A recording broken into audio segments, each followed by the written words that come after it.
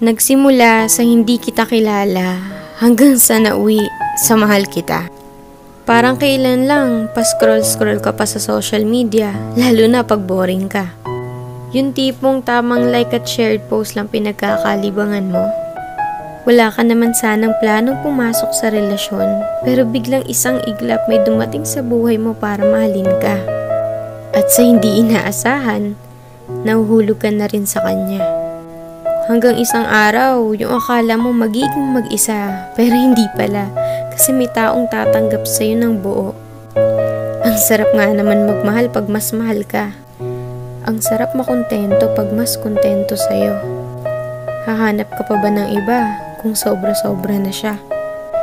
Kaya nga sana wala na lang niloloko para wala na lang nasasaktan. Sana mapadpad kayo sa taong kayang pakalmahin puso nyo at hindi kayo bitawan sa mga panahong magulo na. Kasi sa totoo lang, iba yung saya pag nasa tamang tao ka na. Yung tipong kahit hindi mo siya palaging kasama o nakikita, alam mo hindi niya magagawang ipagpalit ka sa iba. Kasi una pa lang, ikaw lang talaga nag-iisa sa buhay niya.